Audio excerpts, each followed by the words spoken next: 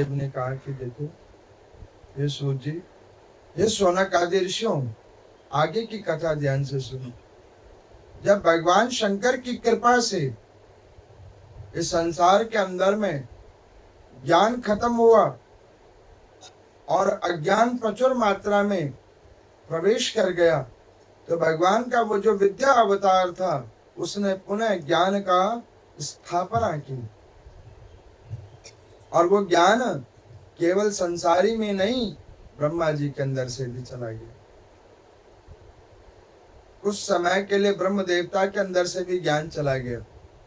अब ब्रह्म देवता का जब ज्ञान उस समय में, उस कल्प में खत्म हो गया, तो उन्होंने क्या किया, सृष्टि में मरुद गणों को उत्पन्न करना शुरू कर दिया। अब देखो ये मरुद गण कौन है, उसको सुनिए। मरुद गण वो जीव हैं जो जीव किसी जीव के द्वारा उत्पन्न नहीं है। वो अपने आप ही उत्पन्न होते हैं और अपने आप ही खत्म हो जाते हैं। और वो कुछ समय के लिए उत्पन्न होते हैं और कुछ ही समय में वो क्षीण हो जाते हैं, उसे मृत गण कहते हैं।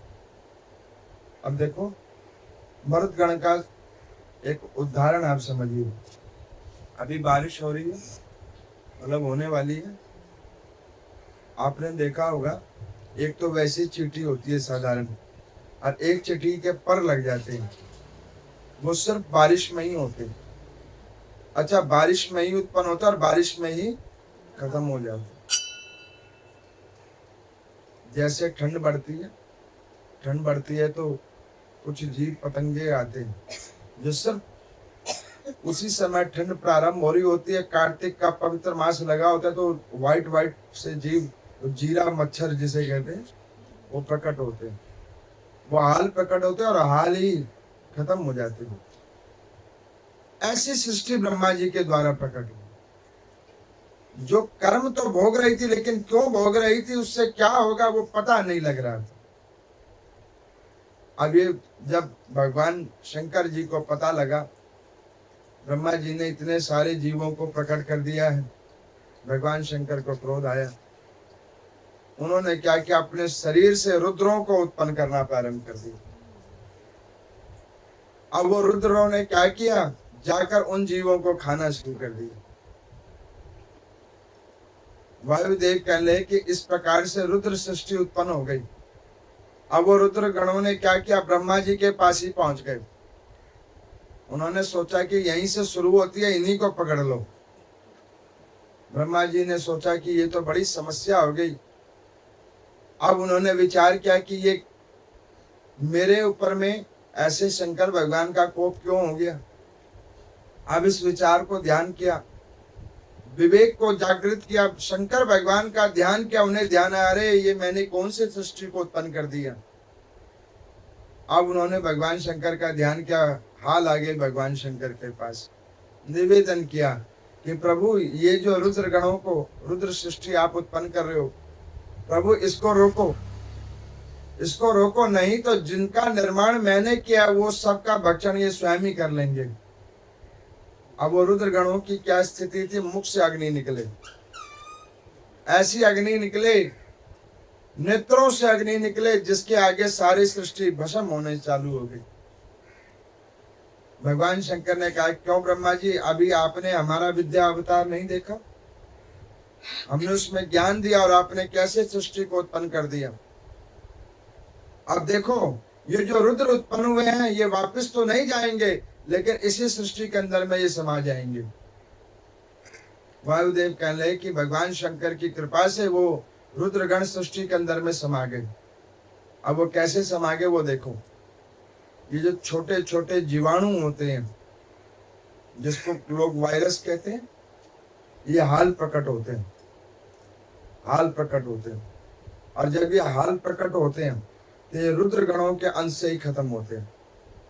रुद्रगण ऐसे दूसरे जीवाणुओं को प्रकट करते हैं जो उन जीवाणुओं को खा जाती है, और उससे किसी का अनहित नहीं होता। ये भगवान शंकर की कृपा से है। वायवीय पूर्वार्ध भाग में 10वें अध्याय के अंदर में भगवान शंकर कहते हैं कि ब्रह्मा जी, सृष्टि का सृजन आपको करने के लिए जरूर दिया है, लेकिन ऐसे सृजन नहीं होगा जिसका कोई तथ्य नहीं होगा, आधार नहीं होगा। आधार सहित सृष्टि है, ज्ञान सहित सृष्टि है। जो कुछ है सब ज्ञान के आधार पे है। इस प्रकार से ब्रह्मा जी को समझ में आ गया। वायुदेव कहते हैं ब्रह्म देवता आए और उन्होंने जाकर भगवान शंकर को निवेदन किया कि प्रभु ठीक है, आप बताओ मैं सृष्टि किस प्रकार से चलाऊं। उन्होंने कहा कि सृष्टि में प्रेम होना चाहिए। सृष्टि के अंदर में जीव के मन में एक चिंतन का भाव होना चाहिए, ध्यान का भाव होना चाहिए। और कर्म कैसा भी हो, उसके प्रारब्ध कैसे भी हो, लेकिन बीच बीच में चेतना होनी चाहिए। अब देखो इसका क्या अभिप्राय है। पापी व्यक्ति भी होता है जो खूब पाप करता है, उसको भी अंदर खाते से पता होता है मैं जो कर रहा हूँ ये गलत कर रहा हूँ। होता कि नहीं होता है। और जब वो पाप कर्म करने के लिए जाता है तो उसको पता लग रहा होता है कि ये कार्य का फल उचित नहीं है, इसका फल अनुचित निकलेगा। अब वो इस भाव को परस्पर जान रहा होता है, ध्यान कर रहा होता है। और जब वो इस परस्पर भाव को जान रहा होता है, ध्यान कर रहा होता है, तो ये प्रेरणा कौन देते हैं? भगवान शंकर। आपकी आत्मा जब आपको कहती है ना कि ये काम तुम ठीक नहीं कर रहे हो, वो प्रेरणा कौन दे रहा है? भगवान शंकर। वायुदेव कहते हैं इस प्रकार से जब उन्होंने पूछा तो कहा भगवान शंकर ने प्रेम और सत्य, प्रेम सत्य से जोड़ोगे तो सुंदर बनेगा संसार।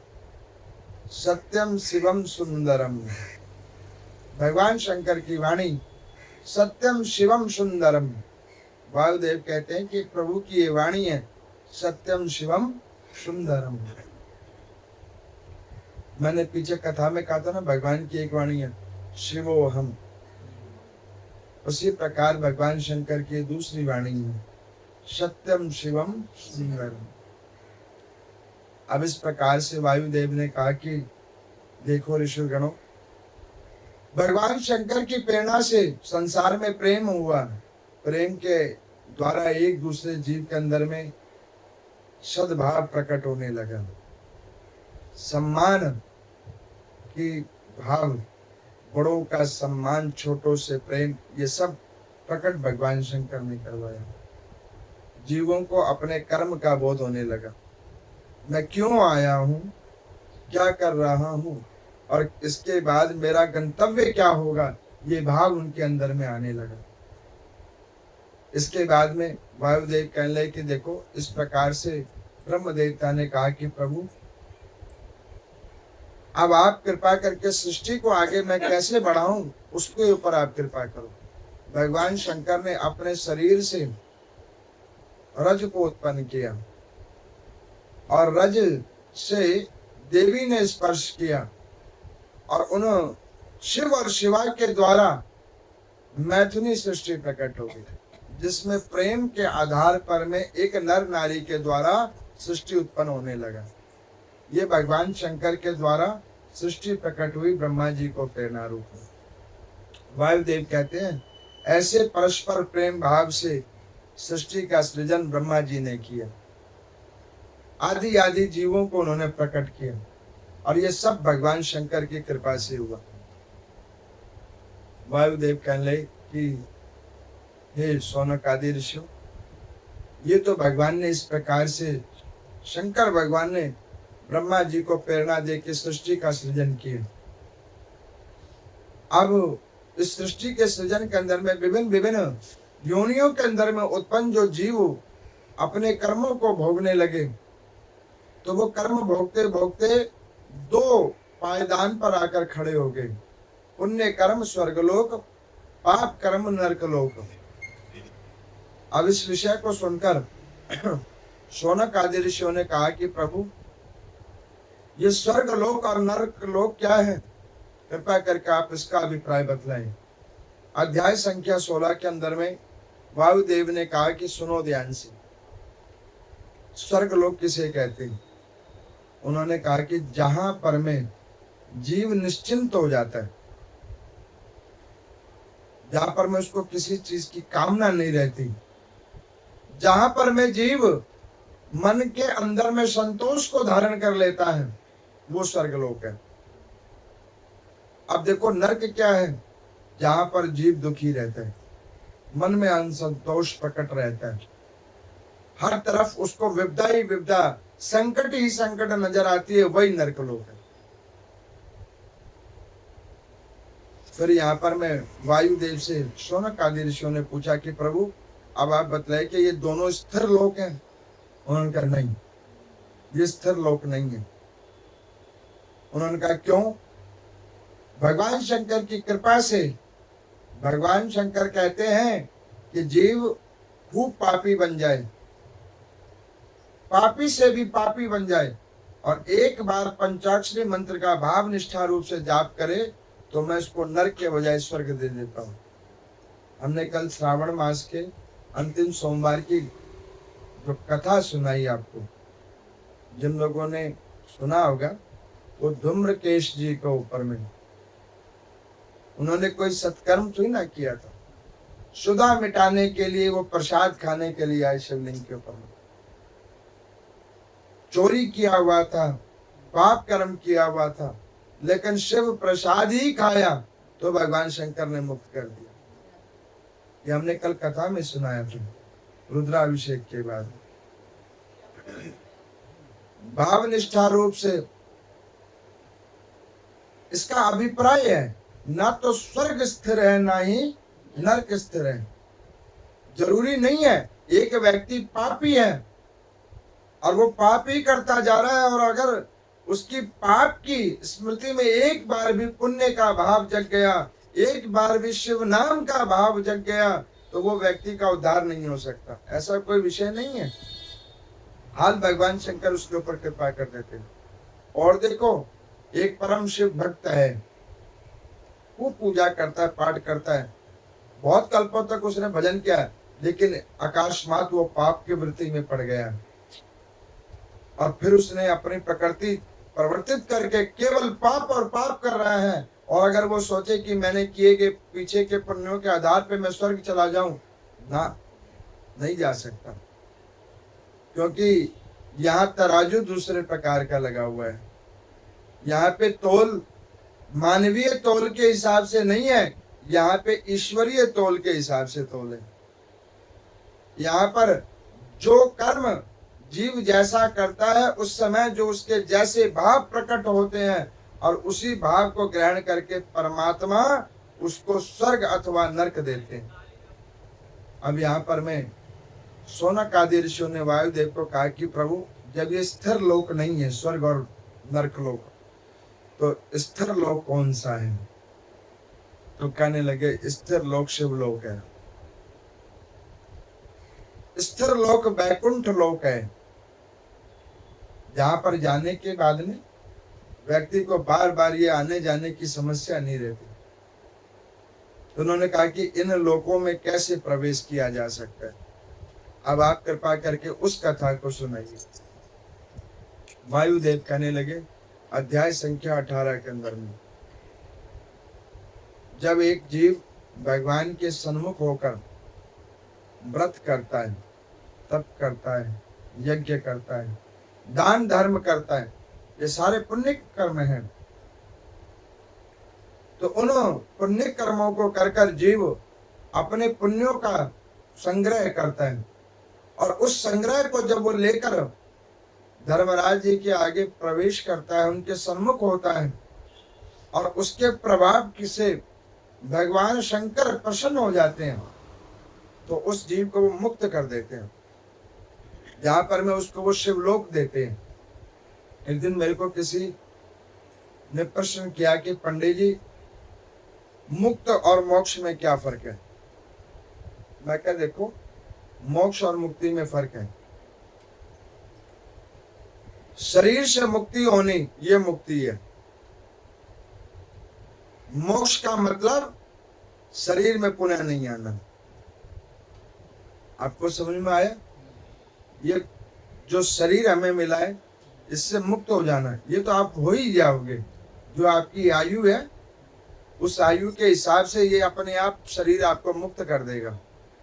आप चाहे पाप करो चाहे पुण्य करो, मृत्यु होगी, शरीर छूट जाएगा, लेकिन मोक्ष पुनः इसमें नहीं आना पड़ेगा। अब ये पुनः नहीं आने के लिए क्या करना पड़ेगा? पंचाक्षरी मंत्रों का जाप। इसका अभिप्राय यही है, पंचाक्षरी मंत्रों का जाप। अब यहाँ पर मैं सोनक आदि ऋषियों ने सूत जी से पूछा कि प्रभु अब एक बात बतलाइए, अभी वायुदेव जी ने कहा जप करके, तप करके, दान आदि धर्म करके पुण्य कर्मों को एकत्रित किया जा सकता है, इसमें भी कोई नियम है? उन्होंने कहा बिल्कुल नियम है। अब इसके नियमों को सुनिए। अब देखो, हम तप कर रहे हैं, जप कर रहे हैं, व्रत कर रहे हैं, यज्ञ कर रहे हैं, उसका प्रचार गली गली कर रहे हैं। देखो मेरे घर पे आज ये है, मैंने ऐसे करवाया, मैं ऐसे कर रहा हूँ, मैंने व्रत किया हुआ है, आज मैं कुछ नहीं लूंगा, सब जगह बताया जा रहा है। इससे क्या होता है? पुण्य क्षीण। मैं दिन में 500 माला नमः शिवाय का जाप करता हूँ। मैंने तो हाथ में काउंटर ही लगा रखा है, पूरे दिन काउंटिंग करता रहता हूँ, संख्या देखो मेरी। ये भाव आ जाएगा, उसी वक्त पुण्य क्षीण हो जाएगा।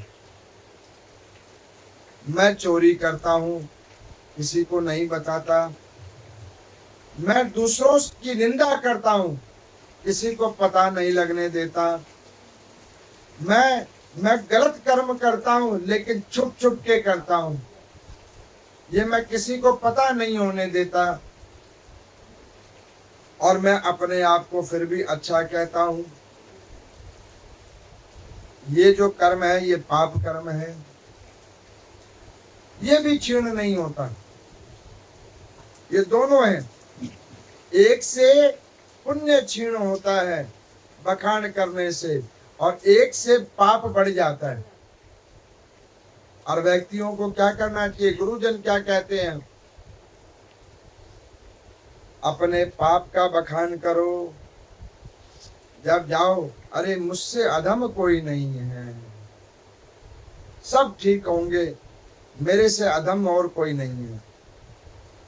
सबके ऊपर भगवान की कृपा है, सब पुण्यात्मा हो सकते हैं, सब भजनानंदी हो सकते हैं, लेकिन मेरे तो पाप ही मेरे आगे खड़े रहते हैं। जब व्यक्ति के अंदर में अपना समर्पण का भाव आ जाएगा, तब जीव का उद्धार होगा। तो यहाँ पर मैं वायुदेव ने कहा कि भैया ये जप तप यज्ञ व्रत अनुष्ठान भी सबके ऊपर में सहज रूप में प्रभावकारी नहीं होती।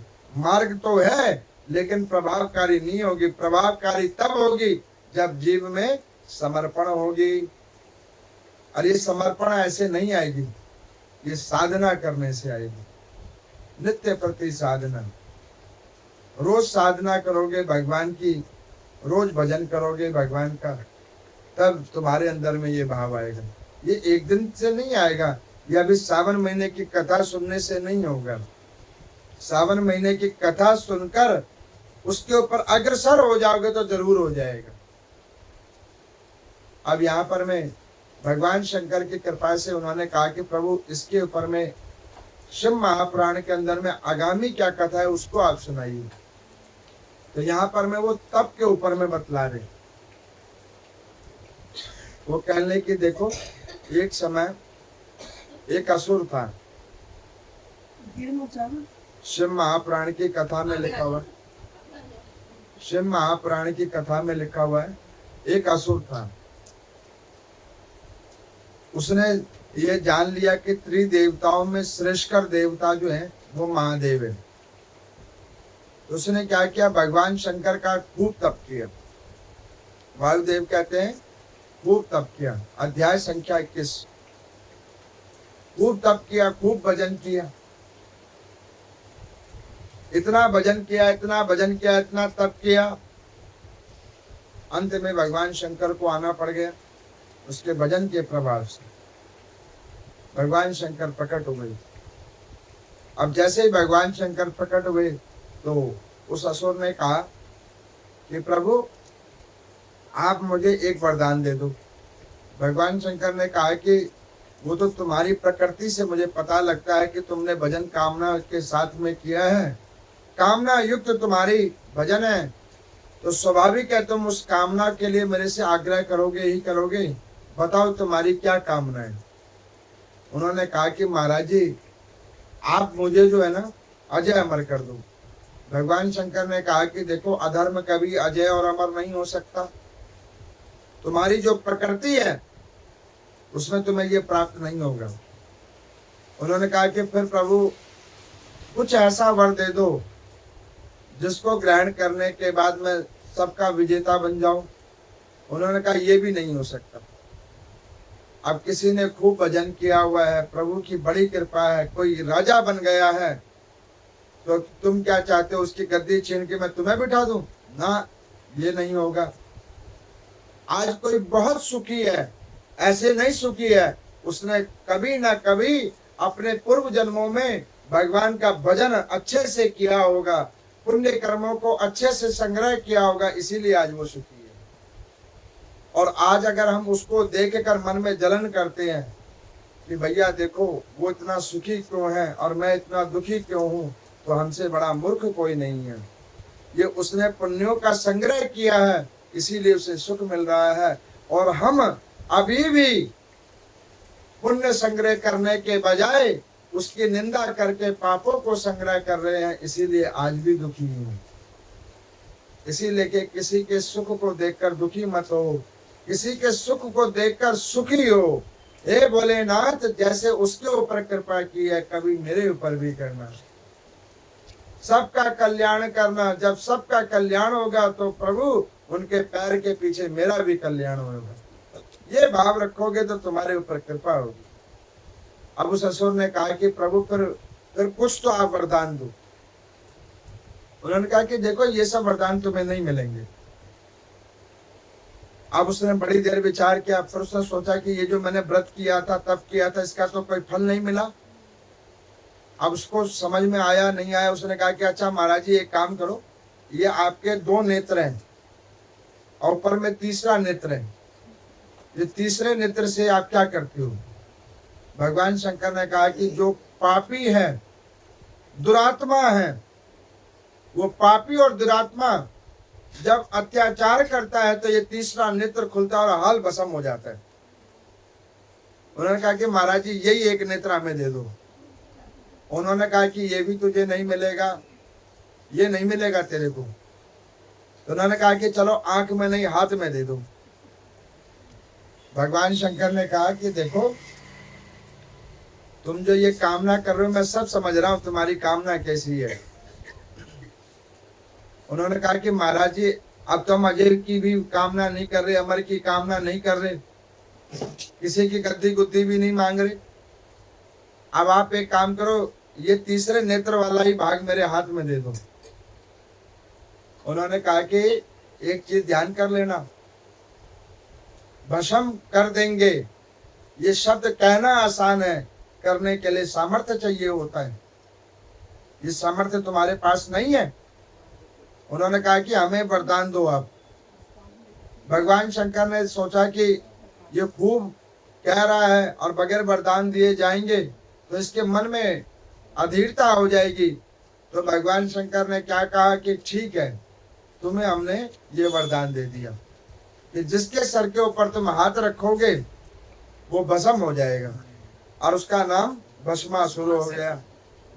वायुदेव कहने लगे कि अब वो प्रैक्टिकल करने के लिए घूमने लगा। भगवान शंकर का प्रसाद प्रैक्टिकल करने के लिए घूमने लगा। अब मान के चलो कोई भगवान की पूजा करे, भजन करे और कहे कि पंडित जी हमारी पूजा फलित हुई है कि नहीं हुई है, इसका उधर रख दीजिए, इसका परीक्षण करवाओ। अब भाई बताओ उसका परीक्षण हो सकता है? नहीं हो सकता।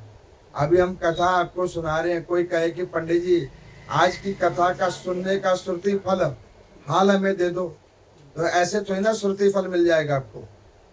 भाव होगा, भगवान शंकर को अच्छा लगेगा, अपने आप मिल जाएगा। हो सकता है तुम्हारी कामना एक जगह तक हो और वो देना बहुत कुछ रहूंगा।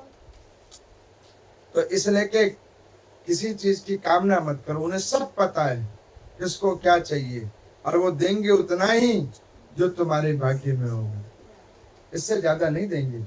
अच्छा, उससे ज्यादा देंगे तो तुम्हारे को अपचय हो जाएगा। क्यों अपचय हो जाएगा वो समझो। अब कोई व्यक्ति किसी शादी के मौसम में जाए, असंख्य पदार्थ खाने के हैं, ये भी खा लूं, ये भी खा लूं, ये भी खा लूं, ये भी खा लूं, ज्यादा खाएगा तो क्या होगा, उल्टी होगी, जो खाया वो भी बाहर निकल जाएगी। अब फिर जबरदस्ती खा लेगा तो मुंह का स्वाद ही खत्म हो जाएगा। अब खा के देख, फिर वो खा पाएगा? नहीं खा पाएगा। और व्यक्ति सही कौन सा हो, गया थोड़ा थोड़ा, उसको जो लेना था वो ले लिया, उसमें परम संतुष्ट हो गया। यही वास्तविकता है। अब यहाँ पर मैं वो सोचने लगा कि भगवान शंकर ने जो ये वरदान दिया है, कहीं इन्होंने भांग पीकर वरदान दिया हो, ये फलित हो या ना हो। अब इसका एक्सपेरिमेंट करो, इसके किसके सर पे हाथ रखो जिससे इसका परीक्षण हो सके। फिर मन में उसके भाव आया कि भगवान शंकर का प्रसाद है तो इन्हीं पे पहले ट्रायल कर लेता हूँ। अगर मैंने इनके सर के ऊपर में हाथ रख दिया और ये भस्म हो गए तो मेरा तो काम बन गया। अब वो भगवान शंकर के पीछे पड़ गया। वायुदेव कहने लगे कि देखो, शिव महापुराण की कथा में वायवीय संहिता के अंदर में अध्याय संख्या 24 के अंदर में वो भस्मासुर भगवान शंकर के पीछे पड़ गया। भगवान शंकर ने सोचा ये तो वरदान हमने बड़ा गलत करके दे दिया। अज्ञानी को दिया हुआ ज्ञान, पापी को दिया गया धन, और कुगामी जीव के आगे प्रसंग, ये सब विनाश का जड़ होता है। किसी अज्ञानी को आप ज्ञान देना प्रारंभ करो, वो क्या करेगा, उसका नाश करना प्रारंभ कर देगा। मैंने कई बार एक कथा सुनाई है, ऐसे ही बारिश का मौसम, एक चिड़िया होती है गोरैया, स्पैरो बर्ड,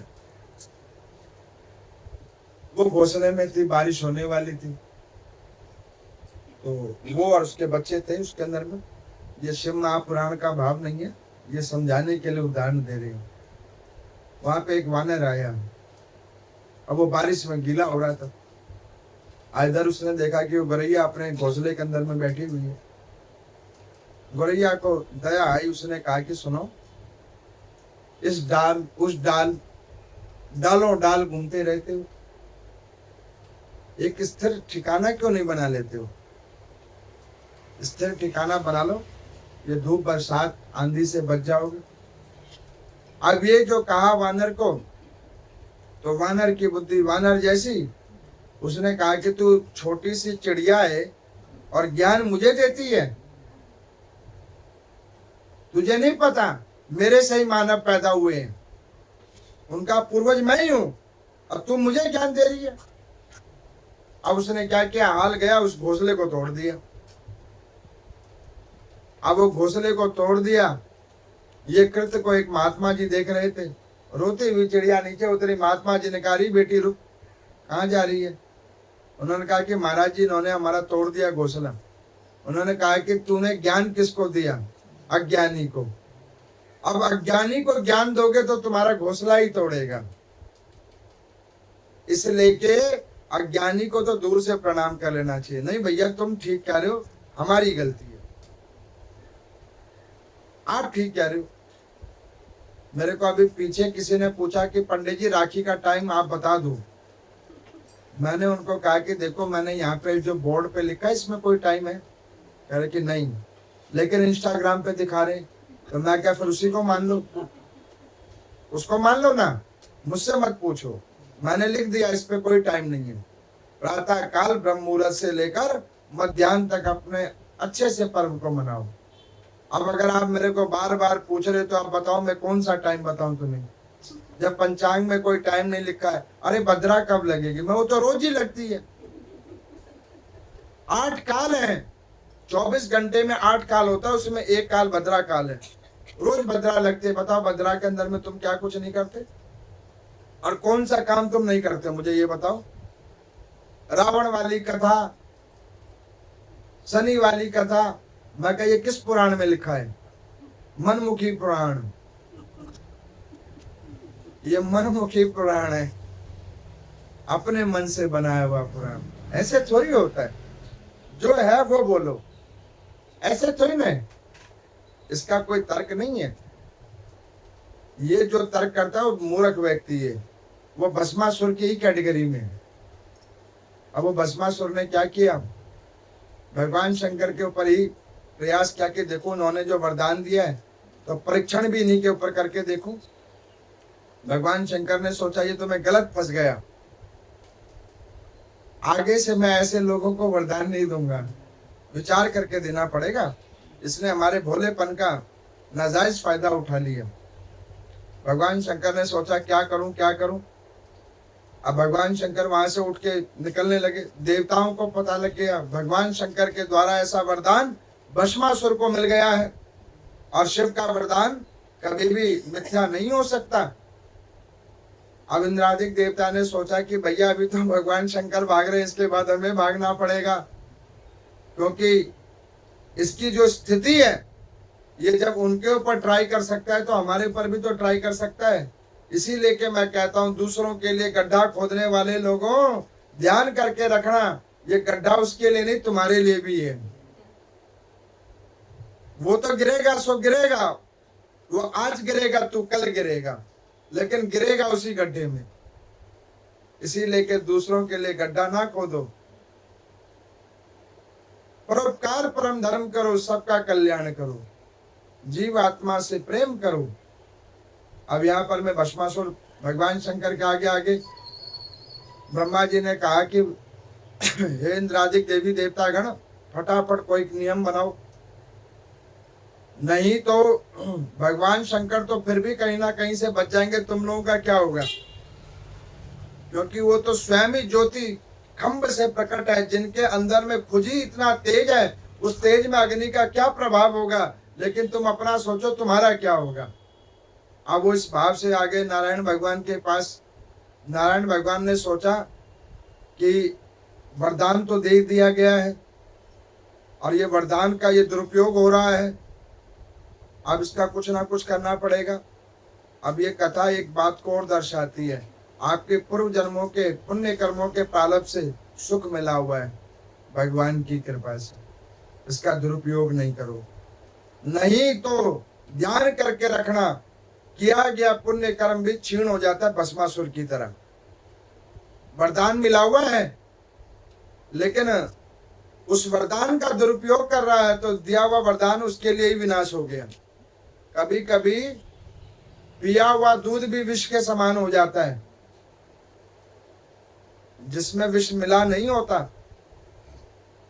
कैसे होता है, जब उसमें चीनी ना मिला हो, पीते के साथ फट जाता है दूध, जो विष के समान ही होता है। इसीलिए कि कहा जाता है कि जीवन में मधुरता होनी चाहिए, मधुरता, प्रेम और भगवान के प्रति समर्पण। जिस जीव के अंदर में ये तत्व है वो व्यक्ति कभी भी किंचित मात्र दुखी नहीं हो सकता। अब यहाँ पर श्रीमन नारायण भगवान ने क्या किया, देख लिया। उन्होंने कहा कि इंद्रादिक देवी देवता गणों ध्यान करो, और मुझे ही कुछ करना पड़ेगा। उसी वक्त भगवान श्रीमन नारायण ने मोहिनी रूप धारण कर लिया। मोहिनी रूप धारण कर लिया, नारद जी को कहा कि नारद जी जाओ जरा, तब तक आप इसको रोको और हम आते हैं गेटअप चेंज करके। ये कथा एक और विषय को दर्शाती है, भगवान कुछ भी कर सकते हैं। मैंने आपको बतलाया था ना नर में भेद है ना नारी में भेद है, ये एक ही है, बस रंग रूप काया कद काठी थोड़ी सी अलग है, बाकी है एक ही। हाल भगवान ने रूप परिवर्तन किया, रूप परिवर्तन किया। नारद जी को कहा जाके उसको थोड़ा समझाओ, इतने में फिर हम बात करते हैं। नारद जी वहां पे गए, उन्होंने कहा अरे सुनो सुनो, तुम्ही को अभी वरदान मिला है। उन्होंने कहा कि तुम कौन हो। उन्होंने कहा कि मैं देव ऋषि नारद हूँ। उन्होंने कहा कि अच्छा अच्छा तुम ही हो, हाँ हाँ, तो तुम भाग किधर रहे हो। वरदान मिलने के बाद व्यक्ति भागता थोड़ी है, एक जगह बैठता है। तो उन्होंने कहा कि नहीं, मैं इसका एक्सपेरिमेंट करना चाहता हूँ कि वरदान जो मुझे मिला है ये फलित वरदान है कि नहीं। मैं इसको चेक करना चाहता हूँ, कथा में ऐसे नहीं लिखा है। ये हम आपको समझाने के लिए कह रहे हैं। अब उन्होंने कहा कि परीक्षण करना चाहते हैं।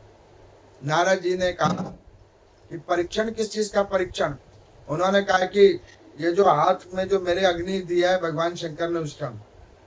नारद जी ने सोचा कि अब इस मूर्ख को कैसे समझाए। अच्छा देखो, मूर्ख व्यक्ति को उसके ही अनुसार अगर आप उसकी बड़ाई करोगे ना, अरे आप बहुत अच्छे लगते हो, अरे आपसे अच्छा आदमी नहीं है, ऐसे दो चार मीठी मीठी बातें कर दो, देखो वो आपके आगे पीछे दौड़ने लगेगा। क्यों? उसके पास ज्ञान नहीं है, समझ ही नहीं आ रहा। वो ये भी नहीं समझ पा रहा कि उसकी जो बड़ाई करी जा रही है वो उस लायक है भी कि नहीं है।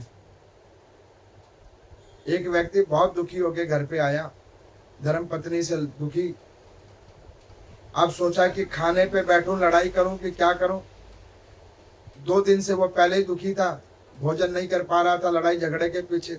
आज भूख लगी थी तेज, सोचा कि आज फिर कुछ बोला और फिर भोजन नहीं किया तो दिक्कत तो हो जाएगी।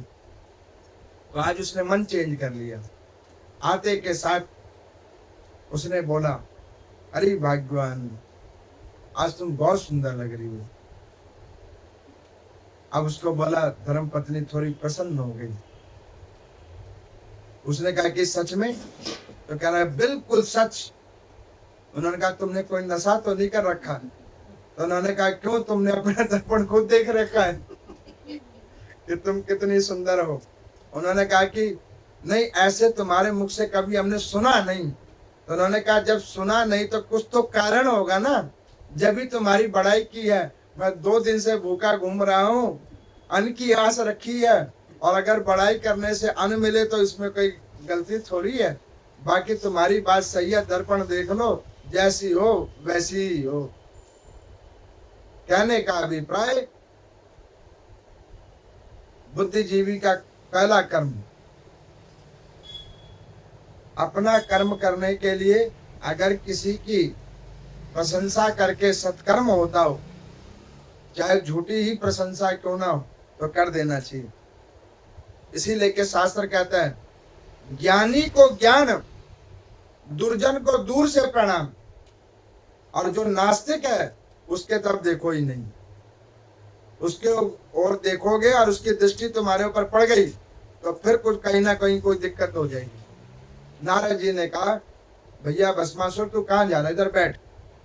उन्होंने कहा महाराज जी, ये जो मुझे वरदान मिला इसका मेरे को चेक करना है, आप कहो तो मैं आपके ऊपर ट्राई करूं। तो उन्होंने कहा कि नहीं नहीं, मेरे ऊपर ट्राई मत करो, लेकिन तुम्हारा जो तर्क है वो बिल्कुल ठीक है।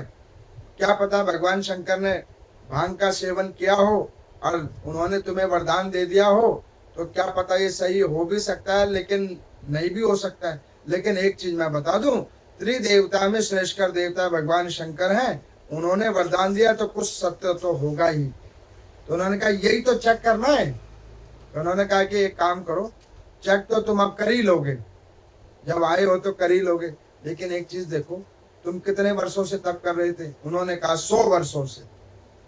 कितनी कठिन परिश्रम तुमने किया? अरे महाराज जी पूछो मत, पहले मैं कंदमूल खाया बहुत टाइम तक, एक समय अल्पाहार पे रहा, फिर जल पे रहा, और अंत में मैं वायु भक्षण पे ही था। एक पांव पे खड़ा था एकनिष्ठ भाव से। उन्होंने कहा कि थक गए होंगे? उन्होंने कहा कि हाँ थकावट तो हो रही है। तो उन्होंने कहा कि थकावट हो रही है, इतना तप किया था, भजन किया था, वरदान तो ले बैठे हो, थोड़ा विश्राम करो। उन्होंने कहा कि विश्राम? तो उन्होंने कहा हाँ थोड़ा विश्राम करो। जो लोग ये कहते हैं ना, अरे कल कर लेंगे ना, आज कौन सा मरे जा रहे हैं, आज हमने मरना है क्या जो भजन करें सत्कर्म करें, आज अभी थोड़ी देर में थोड़ी ना मरने वाले हैं, कर लेंगे ना, ये तो रोज ही होती है पूजा पाठ, आज ही थोड़ी है। हमारे बाल सफेद हो गए तब से आज तक तो कर ही रहे हैं, क्या हुआ? कुछ हुआ? नहीं हुआ। मूर्ख व्यक्ति मूर्ख तर्क ही देगा, उसे ये नहीं पता अभी तक कृपा थी तो तू कर रहा था, पता नहीं अगले टाइम होगी कि नहीं होगी। अवसर है तो कर ले भजन भगवान का, अवसर है तो कर ले भजन भगवान का, अन्यथा मलाल रह जाएगा तेरे मन में कि अवसर था और मैं भजन नहीं कर पाया। अब इस प्रकार से नारद जी ने अपनी वाणी जाल में उसको फंसा लिया और वाणी के जाल के अंदर में वो फंसकर वो बैठ गया 2 मिनट के लिए। नारद जी बात करते करते करते करते उसको लेके आ गए कि देख तेरा पराक्रम मुझे लगता है इतना तप कोई नहीं कर सकता, तेरे जितना तपस्वी आज तक कोई असुर नहीं पैदा हुआ। अब उसकी झूठी प्रशंसा नारद जी किए जाए और वो फूल आ जाए, मेरे जैसा कोई नहीं, मेरे जैसा कोई नहीं। इतने में नारायण भगवान ने गेटअप चेंज कर लिया था, तैयार होके आ गए मोहिनी रूप धारण करके। नारद जी को संकेत हुआ कि भगवान ने रूप परिवर्तन कर लिया है। भगवान शंकर को निवेदन किया कि नाथ अब आप भागना बंद करो, इधर व्यवस्था हो गई है। नारद जी ने कहा कि देखो भस्मासुर, तुम्हारा सामर्थ्य बहुत अच्छा है, तुमने सब चीज के ऊपर विजय प्राप्त कर लिया है। शिव का प्रसाद अमोघ होता है, शिव का वरदान अमोघ होता है। एक काम करो, थक गए हो, 2 मिनट विश्राम करो और जब तुम्हारा विश्राम हो जाए तो एक्सपेरिमेंट के लिए चलना, कोई बात नहीं, इधर बैठो। इतने में नारायण भगवान ने मोहिनी रूप धारण करके आ गए। अब भगवान श्रीमन नारायण का वो मोहिनी रूप जैसे भस्मासुर ने देखा, विश्राम के लिए तो बैठा ही था और उस रूप को देखा, उस रूप को देखकर बुद्धि में अनावश्यक कई चीजें प्रकट होने लगी। मैं भी आपको कहता हूं, काम करते रहो, भजन करते रहो, खाली बैठोगे बुद्धि शैतान की हो जाएगी। खाली जीव शैतान होता है। क्या करो, अपने आप को पूरे दिन बिजी रखो। अच्छा देखो यहाँ पे लोगों की मनोस्थिति कैसी है, पूरे दिन कोई काम नहीं करते, लेकिन पूछो क्या काम करते हो, अरे बहुत बिजी रहते हैं। किधर बिजी रहते हो? फोन का रील देखने में। क्या करते हो? पूरे दिन टीवी में देखते रहते हैं, यही बिजी रहते हो। अरे ये बिजी का कोई काम नहीं है, काम है पूरे दिन एक काम, भजन करो। मेरे को एक ने कहा कि पंडित जी आप कह तो दे, तो ये सहज बात है, कौन इतने देर भजन कर पाएगा? मैं कहा तू करेगा, और कौन करेगा? मुक्त तुझे होना है कि नहीं होना है? नहीं होना है तो मत कर। जहां तेरे पूर्वज पहुंचे थे वहीं तू भी पहुंच जाएगा। और अगर तुझे मुक्त होना है तो भजन कर। कोई जो क्लास में फर्स्ट आता है ऐसे थोड़ी ना फर्स्ट आता है, वो 12 घंटे पढ़ाई करता है तब फर्स्ट आता है। मैं भी आपको कहता हूं, समय व्यर्थ करना बंद करो, पंचाक्षरी मंत्रों का जाप करो जिससे तुम्हारा उद्धार हो सके। अब यहाँ पर मैं भगवान शंकर की कृपा से नारायण भगवान के मोहिनी रूप को देखकर काम आतुर होकर, अब उसने देखा उनको। उन्होंने कहा कि तुम कौन हो? उन्होंने कहा कि मुझे पता लगा है अभी कि तुमको वरदान मिला है। उन्होंने कहा कि यस मुझे ही मिला है। तो उन्होंने कहा कि भगवान शंकर ने आपको वरदान दिया है? उन्होंने कहा हाँ हमें ही दिया है, बिल्कुल सही वरदान दिया है, तुम इसके बिल्कुल काबिल हो। तो उन्होंने कहा कि काबिल तो हूं, लेकिन इसका अभी मैंने ट्रायल नहीं लिया है, ये काम करता है कि नहीं करता है। उन्होंने कहा कि 100% ट्रायल है, ट्रायल और टेस्टेड, ये काम करता है, हम तुम्हें बता रहे हैं इससे बिल्कुल होगा। तो उन्होंने कहा कि अब तुम बताओ तुम कहाँ से आई हो? उन्होंने कहा कि ये जहाँ तुम्हारा घर है ना उसके बिल्कुल सामने मेरा घर है, उधर ही से आए हैं। तो किसके लिए आए हो? तुम्हारे लिए। हमारे लिए? और क्या है? जो इतना बड़ा तपस्वी हो सकता है, जो भगवान शंकर को प्रसन्न कर सकता है, वो कुछ भी कर सकता है। तुम्हारे इस गुण को देखकर मैं तुम्हारे पास आई हूं। अब उसने कहा कि अच्छा मैं इतना गुणकारी हूं? उनका तुम्हें तुम्हारे गुणों का नहीं पता, तुम बड़े तेजस्वी हो। तो उन्होंने कहा कि एक काम करो कि तुम्हारे माता पिता कौन है? उन्होंने कहा ये डिटेल नहीं बताएंगे। तो उन्होंने कहा कि तुम्हारा विवाह हुआ है? उन्होंने कहा ये भी नहीं बताएंगे। तो उन्होंने कहा कि जब ये डिटेल नहीं बताओगे तो यहाँ रुक के क्या करोगे? उन्होंने कहा कि देखो तुम्हारे जो तपस्या का फल है उसको देखकर हम प्रसन्न हुए और तुम्हारे पे दिल आ गया हमारा। अब इस बात को सुनकर भस्मासुर ने कहा कि ट्रायल तो बाद में भी ले लेंगे, अभी जो सामने आया उससे बात करेंगे। यही स्थिति है एक साधक की। संसार का विषय को देखा नहीं, उसको स्पर्श किया नहीं और मन फिसला नहीं। वो भजन करते, खूब नाम संकीर्तन करते हो, तप यज्ञ आदि धर्म आदि कर्म करते हो, पाप के सानिध्य एक क्षण के लिए चले जाओ, हाल सारा भस्म, किया गया सारा पुण्य कर्म तत्क्षण भस्म। इसमें कोई एज नहीं होती कि भाई अब हम 70 साल के हो गए, हमारे क्या होगा। अरे भैया, मरने वक्त में भी हो सकता है। इसलिए कि क्या करो, भजन, केवल भजन। गुरुदेव भगवान की दी हुई माला को कंठ में धारण करके रखो, नाम जाप करते रहो, खूब नाम करते रहो, ताकि विषय तुम्हारे ऊपर में प्रभाव ना करे। अब वो भस्मासुर के ऊपर में विषय का प्रभाव हो गया नारायण की कृपा से। अंत में उसने कहा कि एक काम करो, जब तुम हमसे मिलने आई हो और हमें तुम बहुत अच्छी लग रही हो तो तुम हमसे विवाह कर लो। तो उन्होंने कहा कि शादी तो हम वैसे भी तुमसे ही करना चाहते हैं। तुम्हारी जो ये शक्तियां है ना, और ये तपस्या का जो फल है, ये बड़ा प्रभावकारी है। जो लोग ये मन में भाव रखते हैं कि लोग हमें पूछा करते हैं, वो ध्यान से सुनो इस कथा को कि कोई तुमको नहीं पूछ रहा, तुम्हारी उपलब्धियों को पूछ रहा है, तुम्हारे पास क्या है उसको पूछ रहा है। इस शरीर से किसको क्या स्वार्थ सिद्धि करवा रहे हो उसको पूछा जा रहा है। तुमको कौन पूछ रहा है? तुमसे तो सुंदर असंख्य जीव बैठे हैं, तुम्हारे स्वार्थों की पूजा हो रही है। अब यहाँ पर मैं भस्मासुर ने कहा कि अच्छा, मैं इतना सुंदर हूं? उन्होंने कहा तू सुंदर तो है, लेकिन व्रत करते करते, तप करते करते तू कुछ चीजें भूल गया है। तो उन्होंने कहा क्या? उन्होंने कहा कि तुझे डांस करना आता है? तो उन्होंने कहा कि नहीं, वो तो नहीं आता, मैंने तपस्या की है 100 वर्ष तक, वो तो मुझे आता, लेकिन मुझे डांस डूंस तो नहीं आता। उन्होंने कहा अच्छा, तुझे कोई गाना गाना आता है? उन्होंने कहा वो भी नहीं आता। तो उन्होंने कहा कि आ तुझे मैं पहले डांस करना सिखाऊं। अच्छा भक्त कौन? जो भगवान की हर लीला में अपने आप को सहज कर ले। अच्छा प्रेमी कौन? जिसको प्रेम करे उसके अनुसार हो जाए। अब ये बात जब कहा तो उन्होंने कहा कि हाँ ठीक है, तो तुम्हें आता है डांस करना? उन्होंने कहा यस, भरतनाट्यम प्रसिद्ध, ये नाट्य आभा है हमारी, और भगवान का तो एक रूप ही है नटराज।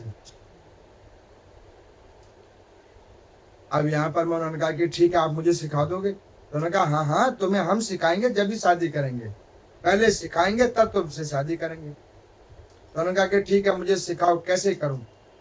अब भगवान समझ गए कि ये जाल के अंदर में फंस गया है, अपने पाप के द्वारा बुनी हुई जाल में खुद ही फंस गया है। अब नहीं तो वो ये भी तो सोच सकता था भगवान शंकर का, चलो मैंने ये ले ही लिया है वरदान, तो इससे मैं कोई परोपकार का कर्म करूं, इससे यज्ञों को करूं, उससे फल मिलेगा और भगवान प्रसन्न होंगे। लेकिन उसने क्या किया? उस वरदान का दुरुपयोग करना शुरू किया। अब उसने क्या करा? नारायण भगवान के द्वारा मोहिनी रूप में भगवान ने कहा कि आओ तुम्हें डांस करना सिखाऊं। भगवान ऐसे घूमे गोल, वो भी गोल घूमने लगा। और भगवान ने कहा कि अच्छा एक बार हाथ पकड़ाओ अपना। उन्होंने हाथ पकड़ लिया। कहा देखो तुम्हारा हाथ तो ठंडा लग रहा है, तुम कह रहे हो वरदान मिला है। तो उन्होंने कहा कि ये बात तो मुझे भी लग रहा है कि हाथ तो ठंडा हो गया मेरा, और हाथ तो मेरा गर्म होना चाहिए, क्योंकि भस्म करने का इसमें वरदान है। उन्होंने कहा कि हो सकता है कि जब तुम किसी को भस्म करने की इच्छा से करोगे तब गर्म होएगा। उन्होंने कहा कि वो तो है, लेकिन पता नहीं अब कौन सा वरदान दिया है, लेकिन तुम अपना डांस का स्टेप सिखाओ मुझे। ये सब छोड़ो, ये मैं बाद में इसका टेस्ट करूंगा, तुम अभी स्टेप सिखाओ। भगवान श्रीमन नारायण समझ गए कि ये मोह के जाल में, काम के जाल में फंस चुका है, इसका प्रवेश हो चुका है। नाचना प्रारंभ करवाया। सूजी भगवान कहते हैं कि हे सोनक आदि ऋषियों, ये 84 लाख योनियों के अंदर में जीव कैसे आ रहे हैं? काम आसक्ति के द्वारा, मोह आसक्ति के द्वारा, मैं और मेरा के द्वारा। यही तो आदमी फंस जाता है। वो मुझसे प्यार करता है, मैं उसको प्यार करता हूं और कोई किसी को प्यार नहीं करता। सच्चाई है ये, कोई किसी को प्यार नहीं करता। प्यार केवल परम पिता परमेश्वर महादेव करते हैं। 100 अवगुणों के बाद भी वो कृपा कर देते हैं। अब यहाँ पर मैं भस्मासुर ने क्रियाकलापों को करते करते करते करते करते करते नारायण भगवान ने क्या किया, अपने ही सर पे हाथ रख लिया। नारायण भगवान ने मोहिनी रूप अपने सर पे हाथ रख लिया। उन्होंने कहा कि ये कौन सा डांस का तरीका है? उन्होंने कहा ये लेटेस्ट है, ट्रेंडिंग है। एक बार अपने सर के हाथ देख, ऐसे बस ऐसे ही रख। अब जैसे ही उसने नृत्य करते करते अपना हाथ लिया और अपने सर पे रखा, हाल भस्म हो गया। भस्म हुआ। उसने कहा तुमने फंसा दिया। तो उन्होंने कहा कि तुम्हारी अज्ञानता ने तुम्हें फंसा दिया। और मैं भी कहता हूं, अज्ञानता से बचो। सदग्रंथों को श्रवण कर रहे हो तो उसमें ज्ञान का सुरचित भाव रखो। नाम का जाप करते हो तो हर पल हर क्षण प्रभु में प्रीति रखो, तो अज्ञानता के जाल में नहीं फंसोगे। तो यहाँ पर मैं वायुदेव अध्याय संख्या 26 के अंदर में कहते, इस प्रकार से भस्मासुर तप तो किया, व्रत भी किया, यज्ञ भी किया, लेकिन उसको फल नहीं मिला। वरदान पाया और अपने ही वरदान में खुद ही भस्म हो गए। इसलिए कि इनका फल भी सही मार्ग में प्रयोग करो। कहने का अभिप्राय, भजन पूजा पाठ करके भगवान से ऐसी कोई कामना मत करो जिस कामना के पीछे तुम्हारा पुण्य भी क्षीण हो जाए और उसका फल का तुम्हें भोग भी ना हो सके। इसलिए कि सकाम भक्ति के बजाय निष्काम भक्ति करो, जिसमें कोई कामना ना हो। प्रभु आपको जैसे अच्छा लगे आप उसको स्वीकार करो। मेरे भजन को स्वीकार करो, प्रभु आप मुझे भी स्वीकार करो, ये भाव रखो। तो इस प्रकार